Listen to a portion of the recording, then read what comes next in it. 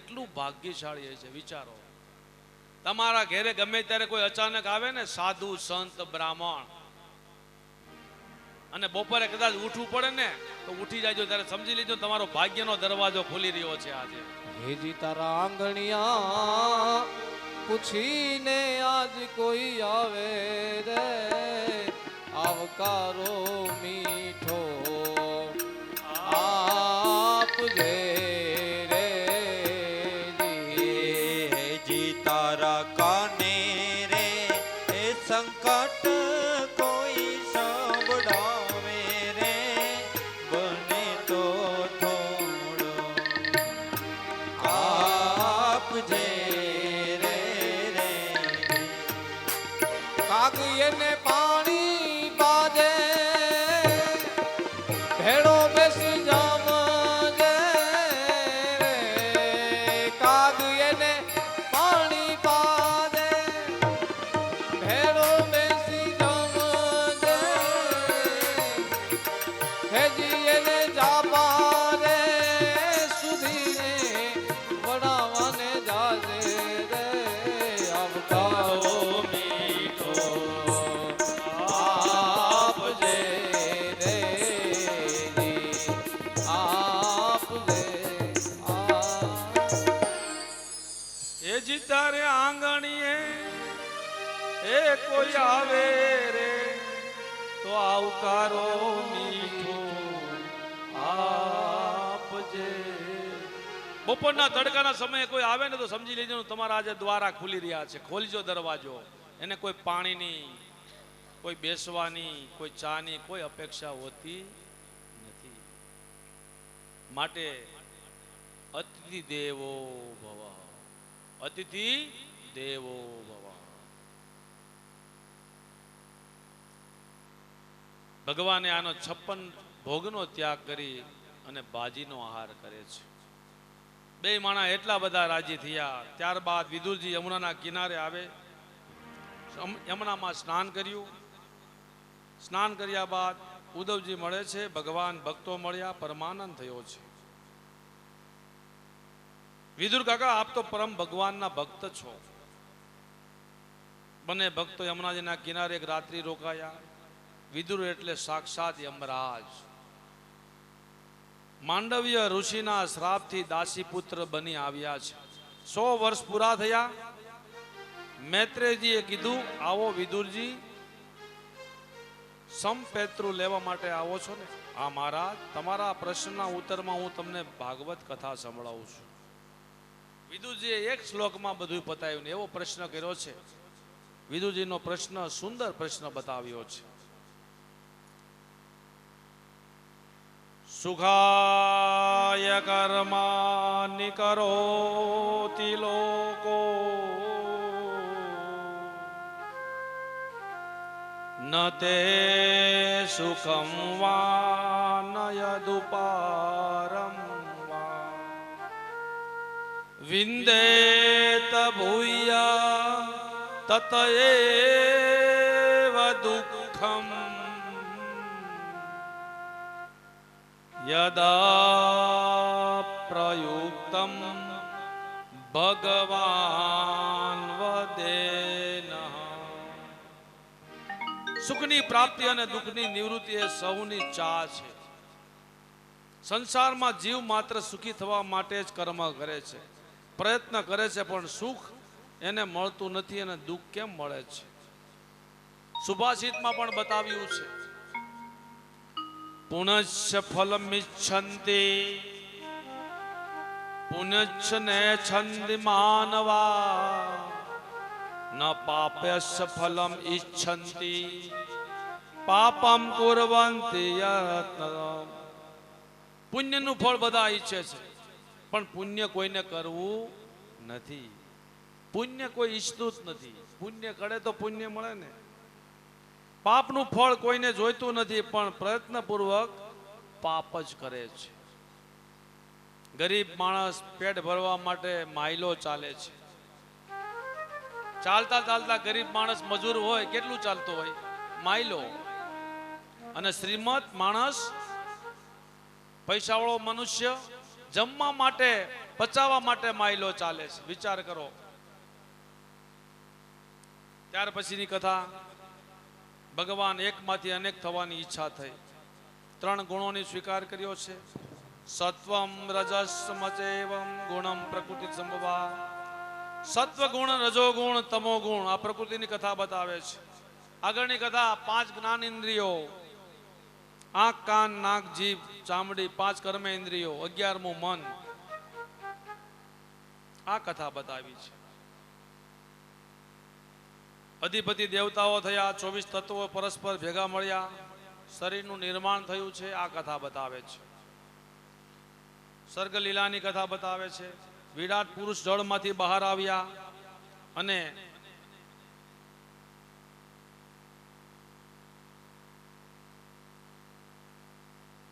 વિરાટ પુરુષ જળમાંથી બહાર આવ્યા એટલે હવે સ્વર્ગ લીલાની કથા શરૂ થાય છે. વેદોએ સ્તુતિ કરી. વિષ્ણુ ભગવાન નાભી કમળમાંથી બ્રહ્મા થયા. બ્રહ્માએ પ્રભુની પાસે ચતુર્શ્લોકી ભાગવત નું જ્ઞાન મેળવ્યું. પછી ભગવાનની આજ્ઞા પ્રમાણે બ્રહ્માજીએ સર્જન કાર્ય સંભાળ્યું. આકાશ વાળું જળ, તેજ, પૃથ્વી વગેરે બનાવ્યા. સનાભી કમલે વિષ્ણુ સ્થિતો બ્રહ્મા પ્રજાપતિ. ચંડી પાઠમાં પણ બતાવ્યું પેલા અધ્યાયની અંદર. સનાભી કમલે વિષ્ણુ સ્થિતો બ્રહ્મા પ્રજાપતિ. ચંડી પાઠ માતાજીનો, એમાં પણ બતાવે છે ભાગવતમાં શ્લોકની અંદર. બ્રહ્માએ પ્રથમ માનસિક સૃષ્ટિ રચી. જળચર બનાવ્યા, થલચલ બનાવ્યા, નભચલ બનાવ્યા, ઉભયચલ બનાવ્યા, 2 પગવાળા બનાવ્યા, 4 પગવાળા બનાવ્યા, અનેક પગવાળા બનાવ્યા, વગર પગવાળા ચાલવાલ વાળા બનાવ્યા, 1 ખરીવાળો બનાવ્યો, ઘોડો, ગધેડો ખરીવાળા બનાવ્યા, ગાય, બળદ ખરીવાળા બનાવ્યા, વાઘ, સિંહ વગર ખરીવાળા બનાવ્યા. તોય બ્રહ્માજીને શાંતિ મળી નહીં. બ્રહ્માજી પોતાના પુત્ર મનુને આજ્ઞા કરી કે હે મનુ, તું સતરૂપાને પત્ની તરીકે ગ્રહણ કર.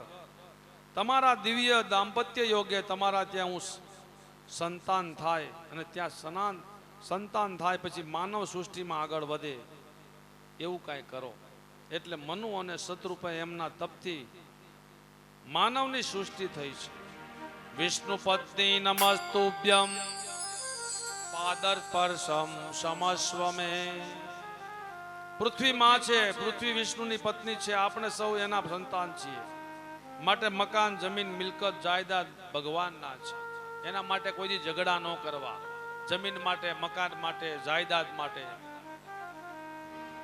એ કથા બતાવી. હવેની કથા વરાહ ભગવાનની કથા બતાવે છે. બ્રહ્માજીએ થયું, વાત સાચી છે, ક્યાં રહેવું, શું ખાવું, આ વિચાર લીલા બતાવી છે.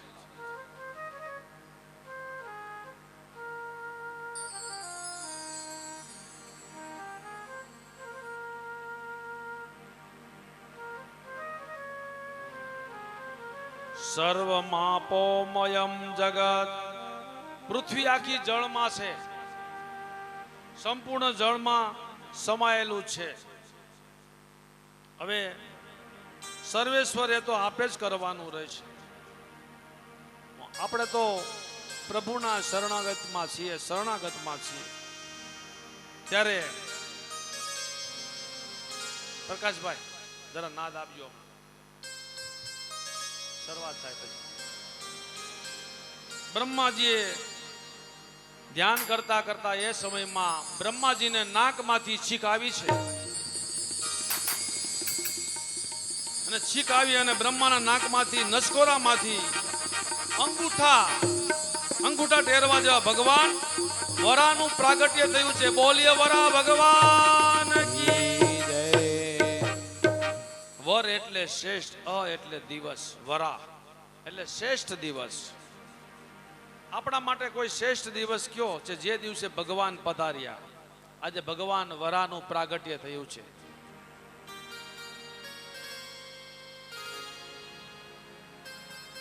પૃથ્વીને જળમાંથી બહાર કાઢી વરાએ બતાવ્યું કે મારું મારું કરે અને મારું અને તારું તારું કરે ને તારું છું. બ્રહ્માજીએ મનુને કહ્યું, લે મનુ, હવે હું તને પૃથ્વી મળી, હવે સતરૂપાને પત્ની તરીકે સ્વીકારી લે. પિતાની આજ્ઞાથી મનુ મહારાજે દિવ્ય ગૃહાશ્રમનો આરંભ કર્યો. મનુએ ત્યાં 3 પુત્રી થઈ, 2 પુત્રો થયા. વચ્ચે વિદુરજી મૈત્ર ઋષિઓ પ્રશ્ન કર્યો કે મહારાજ, ભગવાને વરાએ જે અસુરને માર્યો એ અસુર હતો કોણ? તો સાંભળો, એ અસુર હતો હિરણ્યાક્ષ. દિતિને પુત્ર વિદુર પૂછ્યું, દિતિ દૈત્યોની માતા બન્યા, એના પત્ની કશ્યપ ઋષિને કેમ બન્યા? સાંભળો તમે. એક સમયના અંદર સાયંકાલ હતો, સંધ્યાનો સમય. ઋષિઓ કશ્યપ પોતાના આશ્રમમાં એટલે માળા ફેરવવા બેઠા હતા. એ વખતે કામના કારણે તેમનું મન વિકાર વાળું બન્યું છે. સંધ્યા કાળે પરમાત્માનું સ્મરણ થવું જોઈએ. સંધ્યા એ તો સમય હતો. દિતિના પોતાના મન પર સંયમ ન રાખી શક્યા. દિતિએ કહ્યું,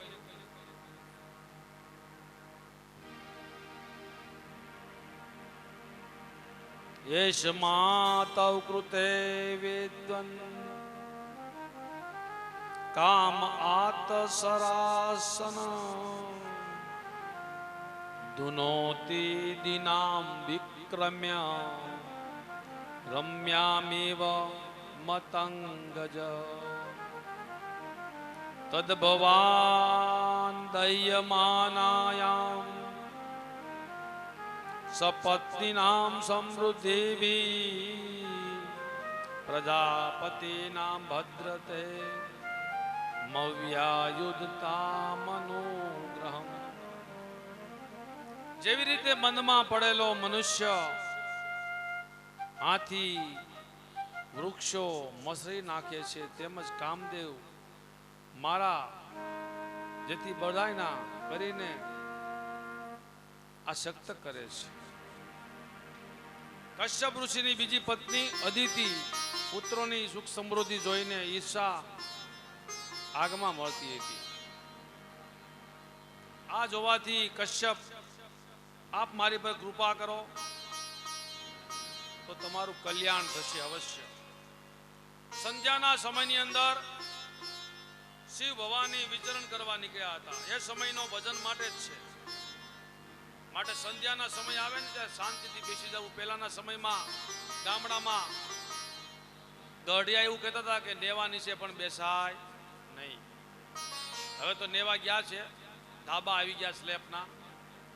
કૃપા કહેવાય ઈશ્વરની કે ધાબા નીચે પણ બેસાય નહીં. એ સમયમાં ભગવાન સ્વયંમાં પાર્વતી નીકળ્યા છે.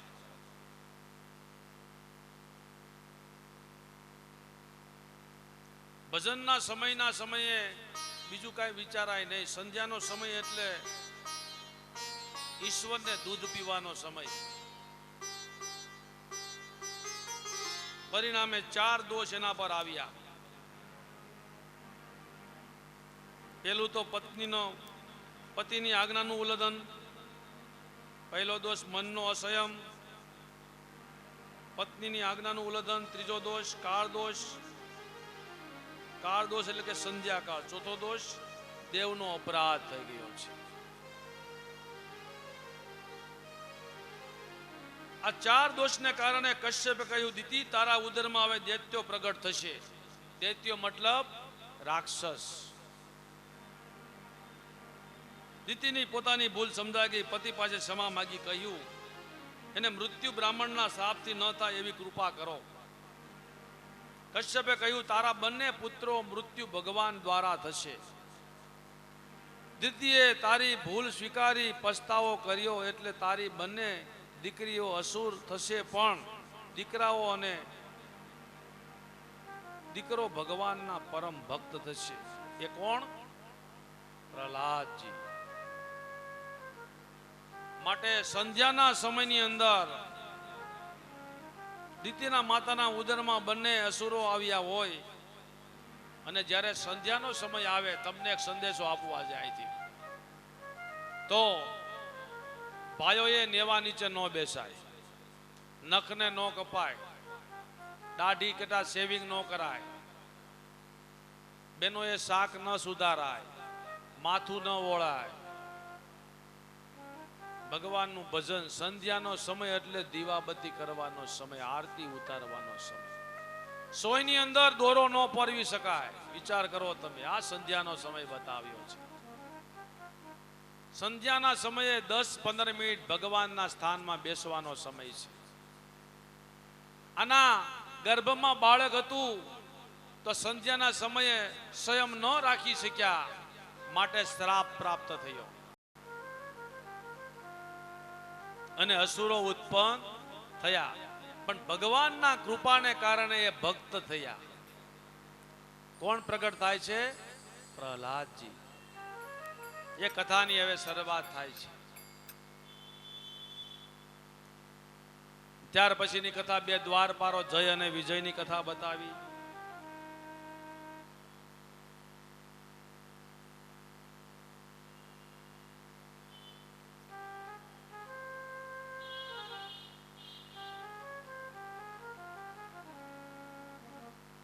જય અને વિજય સનત કુમારને શ્રાપ. સનત કુમારે પરમાત્મા ધામમાં જતા જય અને વિજય નામના 2 દ્વારપાળો અટકાવ્યા છે, એટલે સનત કુમારે એમને શ્રાપ આપ્યો. ભગવાનના દર્શનમાં વિક્ષેપ કરનાર તમે અસુર થાઓ. જય અને વિજય કહ્યું, અમે વેરભાવ ભજ્યું, 3 જન્મે અમારી મુક્તિ થાય એવું કરો. સનત કુમારીએ કહ્યું, તથાસ્તુ. એટલા માટે જય અને વિજયના 3 જન્મ થયા. પહેલો જન્મ હિરણ્યાક્ષ, હિરણ્યકશ્યપ તથા બીજા જન્મે તેતામાં રાવણ અને કુંભકર્ણ થયા.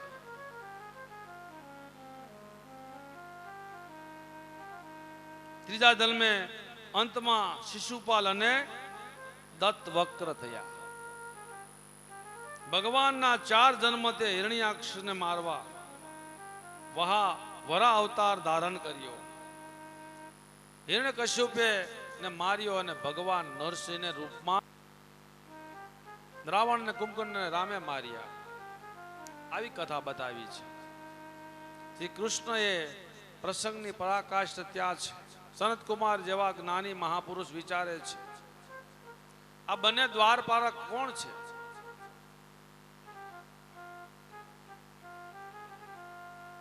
ભગવાન કૃપાએ એમને સ્વયં દંડ સ્વીકાર્યો છે.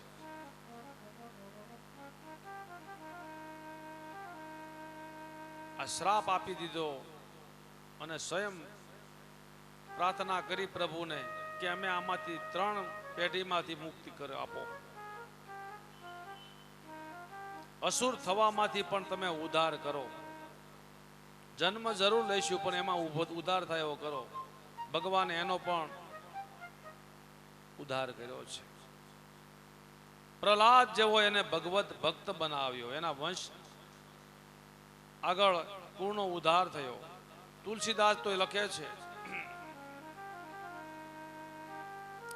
સોકુલ ધન્ય ઉમા સુનુ જગત પૂજ સુપુની શ્રી રઘુવીર પરાયણ જય નરઉજ વિનંતી. શ્રી રામજીના ભક્તિમાં પરાશય કુળના હોય, કુળ વિનીત પુત્રની પ્રાપ્તિ થાય.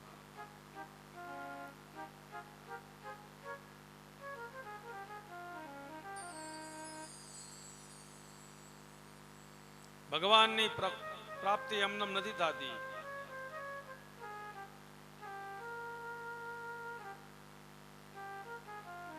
ગોવિંદ મેરો હે ગોપાલ મેરો હે, ગોવિંદ મેરો હે ગોપાલ મેરો હે, ગોવિંદ મેરો હે ગોપાલ મેરો હે, ગોવિંદ મેરો હે ગોપાલ મેરો હે, એ આકે બિહારી નંદલાલ મેરો હે, શિવા કે બિહારી નંદલાલ મેરો હે,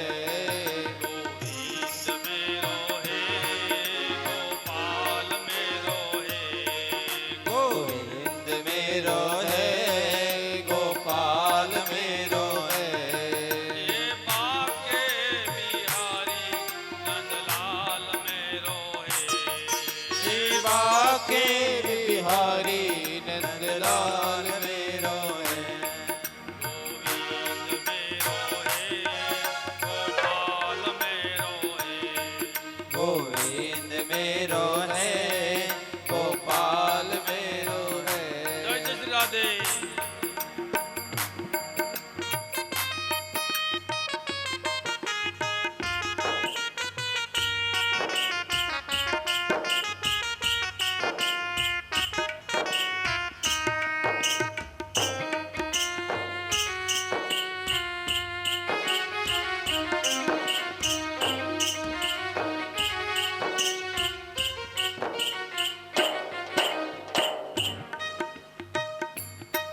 गोविंद मेरो है गोपाल मेरो है गोविंद मेरो है गोपाल मेरो है गोविंद मेरो है गोपाल मेरो है गोविंद मेरो है गोपाल मेरो है વરા નારાયણ ભગવાનની કથા બતાવી અને ઉત્તર પ્રકરણમાં કપિલ નારાયણને ચરિત્રનું વર્ણન બતાવ્યું. કપિલ મુનિ એક જ્ઞાનનો અવતાર બતાવ્યો છે. મનુ શત્રુપાનું દાંપત્ય ચાલ્યું. 3 પુત્રી અને 2 પુત્ર થયા. દેવહૂતિ, આકૃતિ અને પ્રસૃતિ. આ 3 દીકરીઓએ થઈ અને પ્રિયવતા અને ઉતાનપાદ 2 પુત્રો થયા. દેવહૂતિના લગ્ન કદમ ઋષિ સાથે કર્યા. કદમ ઋષિ બ્રહ્માના પુત્રો છે. બ્રહ્માની છાયામાંથી પ્રગટેલા છે. બ્રહ્માએ આજ્ઞા કરી કે બેટા ગૃહાશ્રમમાં પ્રવેશ કરો. આજ્ઞાનું પાલન કરતા કદમ વિચાર કરે છે સ્વયં પ્રભુ મારે ત્યાં પુત્ર બનીને આવે તો મારો ગૃહાશ્રમ ધન્ય બને. અને ભગવાન પુત્ર બનીને ક્યારે આવે? જ્યારે બંને જણા ભક્તિ ક્યારે કરે એવો ઈચ્છાધારી કદમ ઋષિ તપસ્યા કરવા લાગ્યા. તપસ્યા કરી. કદમ એક અર્થ થાય છે કાદવ. એને ત્યાં ભગવાન આવે, કાદવમાંથી આવે. કાદવમાં તો કમળ ખીલતા હોય છે. ચૈતન્ય આત્મા કાદવ વિના કમળ ક્યાં રહે? દીવા વિના જ્યોત ક્યાં રહે છે? શુભમ કરોતુ કલ્યાણમ આરોગ્યમ ધન સંપ્રદા સત્ર બુદ્ધિ વિનાશાય દીપ જ્યોતિર નમોસ્તુતે. દીપ જ્યોતિ પરબ્રહ્મા દીપ જ્યોતિ જનાર્દના દીપો હરતુ મે પાપમ દીપ દેવય નમોસ્તુતે. કાદવમાં કમળ ખીલતા હોય છે. ભગવાનને કહે છે કે મારા પુત્ર રૂપે પ્રગટ થાવો. કદમ ઋષિ તપસ્યા કરે. શ્રી હરિ પ્રસન્ન થાય છે. પ્રભુ પ્રગટે છે અને કદમ ઋષિ સ્તુતિ કરે છે.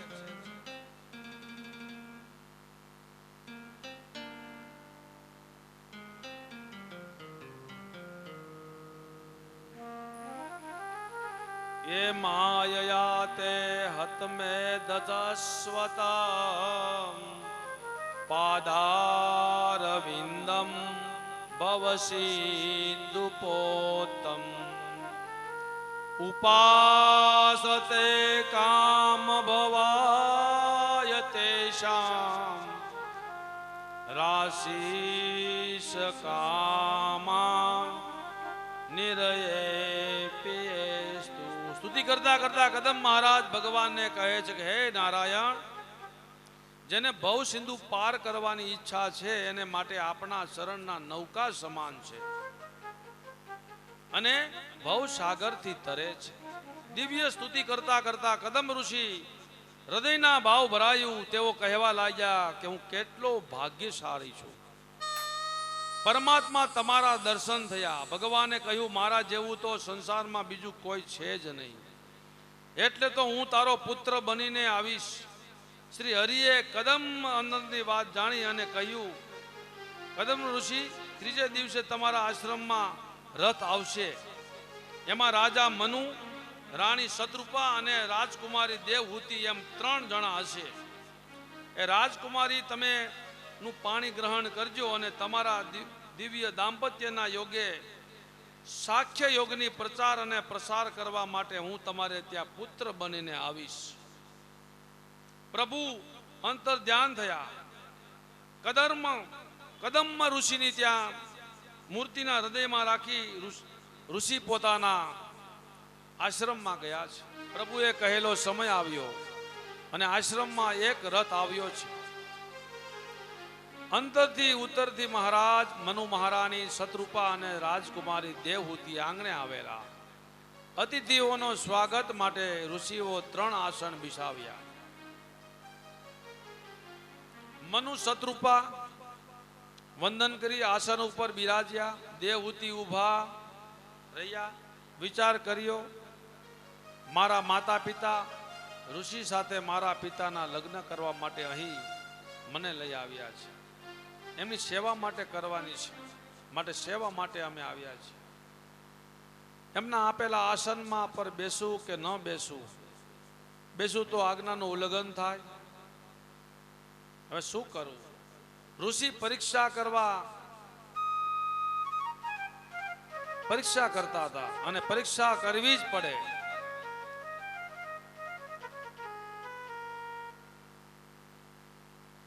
કદરમાં ઋષિની ત્યાં દેવહૂતિ નિર્ણય કર્યો કે આસન પર ન બેસીએ, પણ પોતાના જમણો હાથ પધરાવ્યો, સ્વયં નીચે બેઠા. હાથ પધરાવ્યો એટલે સ્વયં નીચે બેઠા એટલે કદમ ઋષિ રાજી થયા.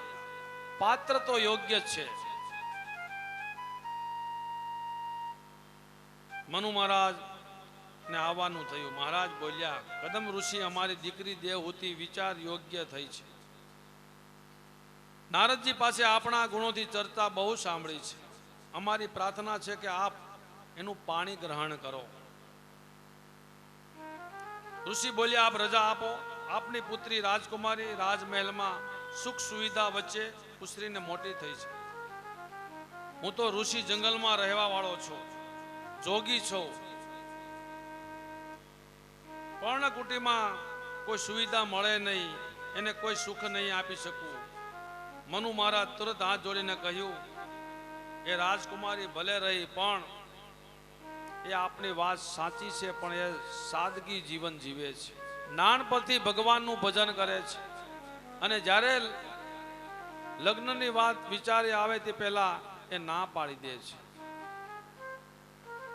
મને જો પરણાવો ને તો કોઈ એવા ઋષિ સાથે પરણાવો કે જેથી મારી ભક્તિ ચાલુ રહી શકે. કૃપા કરીને આપ એક પુત્ર થાવ, પછી હું સંન્યાસ લઈશ.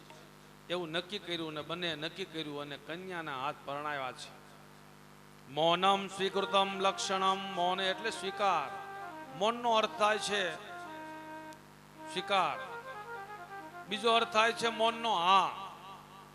વિધિપૂર્વક પોતાની દીકરી દેવહૂતિના લગ્ન કદમ ઋષિ સાથે કર્યા. મનુ અને શત્રુપાએ ઋષિના હાથમાં દીકરી સોંપી.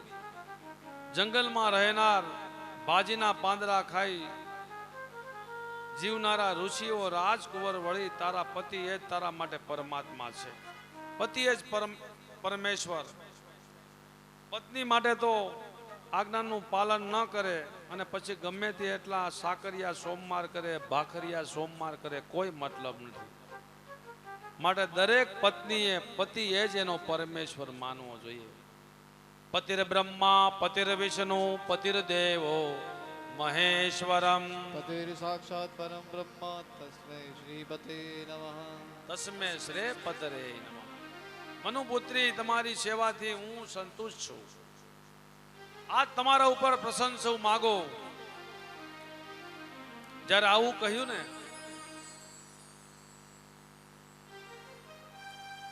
જગતની દરેક સ્ત્રીને 2 જ મનોકામના હોય. પહેલા સારા પતિ મળે, બીજા અને પોતે પત્ની બનવાની સારા ઈચ્છા હોય, બીજું સુપુત્રની માતા બનવાની. આ બે જ કામના પૂર્ણ થાય એટલે સ્ત્રી જીવનમાં પૂર્ણતા અનુભવે છે. કદમ ઋષિએ કહ્યું કે સરોવરમાં સ્નાન કરી સંસારમાં તેમનું શરીર દિવ્ય થયું છે. દિવ્ય દાંપત્યના યોગે દેવહૂતિને પ્રથમ 9 કન્યા થઈ છે.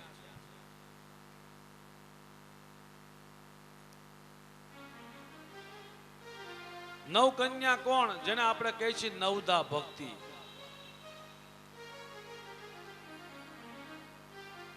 ભક્તિ રૂપ નવદા ભક્તિનું ફળ ભગવાન પછી કપિલ ભગવાન આવે. જેમ કાષ્ટમાંથી અગ્નિ પ્રગટ થાય, પ્રકાશભાઈ, જેમ કાષ્ટમાંથી અગ્નિ પ્રગટ થાય તેમ અગ્નિ પ્રગટ થાય તેમ માતા દેવહૂતિના ઉદરથી સાક્ષાત શ્રી હરિ પ્રગટ થયા છે. કપિલ ભગવાન પ્રગટ થયા, પુષ્પોની વૃષ્ટિ થઈ છે. બોલીએ કપિલ ભગવાન કી જય જયકાર થયો. સાખ્ય યોગના આચાર્ય યોગીઓ અને સાધુઓ સાખ્ય યોગનો પ્રચાર કરવા માટે કપિલ ભગવાન પધાર્યા છે.